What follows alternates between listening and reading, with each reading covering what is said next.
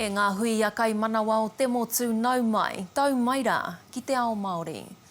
Tuatahi ake, e 85 atu anō ngā take coronavirus hou, kua ki te ake ki Aotearoa nei, i ngā haora e 24, kua pahure.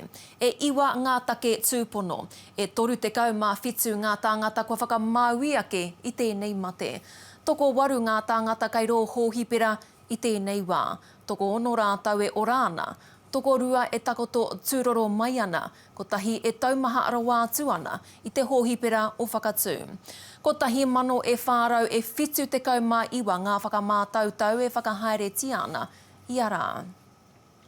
Nā, ki te waiariki e mānukanuka ana wētahi ringarehe, kai te mura o te ahi e mahi ana, te kuare me te aro kore a wētahi ki ngā tikanga noho tapu, noho tūhāha o te motu.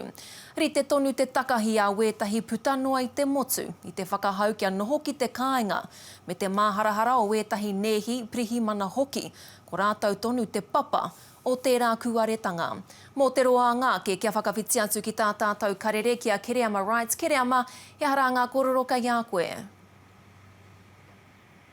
Wikitoria, kei te rori o Fenton, ahau koe nei te rori matua ki roto rua nei ana ahakoa e kite ana koe kei te ahua wātea i tēnei wā rātonu e tahi kaore i te aro ki ngā tikanga a te pirimia kua tōwaitia i ngārangi e rua ko taha ake nei ara kia noho ki te kāinga anō nei e kawe ana koe i te mate COVID-19 e kōrero hia nei hoi anō ara e tahi nehi me tahi pirihi mana e a wangawanga ana ki tērā i te mea ko rātau kei te mura tonu o te ahi. Noho ki te kāinga e ora i te iwi, he whakahau e tau tonu ana ki runga o taringa pakaru. I've just spoken to a family who's driving the nephews from one side of town back to the other side because they've all had a big party last night. Play, go home, stay home. Ko ia i putai te ture i roto rua ki te whakatū waka me te patapātai i a rātau, nā te tini e karore poka noa tonu ana i te takiwā. We're also trying to be kind and educate. But if people aren't getting the message, we might have to up the ante just to make it clear how serious this is for our country. The police were out here and they pulled over 4 different cars of just jam-packed with people. Have you had a flu vaccine before? Kei te mura o te ahia nehi Sonia Lewis, rāua ko tākuta Michael Grant. Contacted all the vulnerable people or people that are at risk.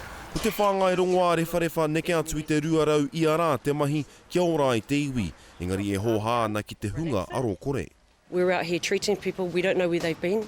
The less people that are out and about unnecessarily, you know, the faster we can get on top of all of this. But it's not rocket science.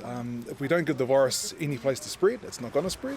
Neke atu i te whitu mano rimarau ngā tāngata kua mate i te uru tā korona i Itāria, a whātekau rātau he kaimahi haura, me te aha ko te awangawanga i a kei pērā hoki a Aotearoa ki te kore tonu te iwi e whai i ngā tohu. If you today have COVID-19, you may not know that for several days. Say in that time you decide to walk with a friend, not in your bubble. That friend then visits a family member, not in their bubble. That sets off another chain of transmission that will still be showing up weeks from now.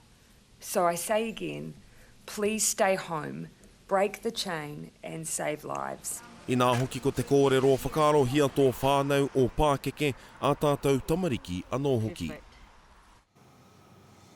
Hei āpiti atu ki tērā pūrongo e ai kia Sonia e noho taratahi ana ia i tēnei wāra, e noho wehe ana i wana tamāhine, tana makau me tōna māma anō hoki nā runga i te āhuatanga o ngā mahi e pīkau hia ana e ia. Koira te take e tino whakau ana ia i tēnei kōrero, kia tāmia tēnei mate, kia kore tēnei aukati kei runga i a tātou e tōia ki tua o te whāwiki, Wikitoria. Kereama Rights, tēnā koe e nā whakamāramatanga.